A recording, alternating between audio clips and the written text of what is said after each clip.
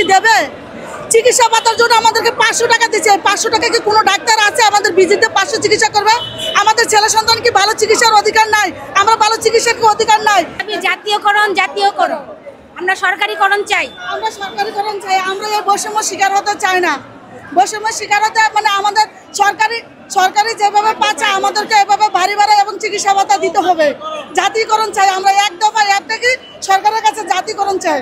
স্বাধীনের পর থেকে আন্দোলন হচ্ছে। আবার কিছুদিন আগে হয়েছিল, আমাদের নেতাকর্মী যারা ছিল তারা আমাদেরকে একটা সান্ত্বনা দেয়া আমাদেরকে পাঠাই দিচ্ছে যে দিচ্ছে এটাই বলে আমাদেরকে একটা সান্ত্বনা দিচ্ছে। আশ্বাসে বিশ্বাস করি না। আমাদেরকে যা দিবে ভারী ভাড়া 45% দিতে হবে, চিকিৎসা ভাতা দিতে হবে, না হয় আমাদের জাতীয়করণ করতে হবে। আমাদের এক দফা এক দাবি, আমাদের জাতীয়করণ করতে হবে। যতদিন আমাদের দাবি না মানা হবে ততদিন পর্যন্ত আমরা রাজপথে থাকবো। শিক্ষার্থীদের ক্লাস কি হবে? আমরা শিক্ষার্থীদের যতদিন আমাদের দাবি না মানবে ততদিন আমরা ক্লাস বর্জন করব। যতদিন আমাদের জাতীয়করণ না হবে ততদিন। জি, আমি মুন্সিগঞ্জ জেলা থেকে আসছি। এটা এখন শিক্ষার্থীদের হবে, ওদের জন্য আমরা আসি, অবশ্যই থাকবো, কিন্তু আমাদের দিকেও দেখতে হবে, তাই না? আমাদের তো পেট আছে, আমাদের সন্তান আছে, তাদেরও লেখাপড়া আছে, কিন্তু সরকার আমাদের দিকে তাকাচ্ছে না। আমরা খুব কষ্টে আছি। আমরা অনেক বৈষম্যের শিকার, সত্যি আমরা অনেক বৈষম্যের শিকার। আমি নিজেই প্রাইমারি স্কুলে চাকরি পেয়েও এনটিআরসির মাধ্যমে যারা নিয়োগ দিচ্ছে, এখন বরিশাল থেকে আসছে, নোয়াখালী থেকে আসে বরিশাল চাকরি করছে, বরিশাল থেকে এসে কুমিল্লা চাকরি করছে। এইসব তাদের যে বাড়ি ভাড়া 1000 টাকা দিচ্ছে, বাড়ি ভাড়া কোথায় 1000 টাকা সরকার আমাদের কি দেবে?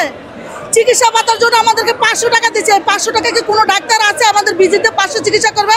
আমাদের ছেলে সন্তান কি ভালো চিকিৎসার অধিকার নাই? আমরা ভালো চিকিৎসার অধিকার নাই? এবং কি আমাদের যে 10% কেটে নেওয়া হচ্ছে, আমরা এই 10% জানি না কোথায় যাচ্ছে, কিন্তু একজন সরকারি চাকরিজীবী 10% কত টাকা জমা হচ্ছে সেটাতে জানে, কিন্তু আমরা জানি না। আমরা এই বৈষম্য শিকার আর হতে চাই না। আমরা এক দফা এক দাবি জাতি। এই সরকার একটি সঠিক সরকার, একটি ভালো সরকার। আমরা দাঁড়ে বাড়ি না করে শিক্ষকদের সে অর্থ বুঝে সে আমাদের জাতীয়করণ করে দিবে, আমাদের দাবি মেনে নেবে। আর আপনারা বারবার বলতেছেন আপনারা যে স্কুল বর্জন করে এখানে আসছেন, শিক্ষার্থীদের কি অবস্থা হবে?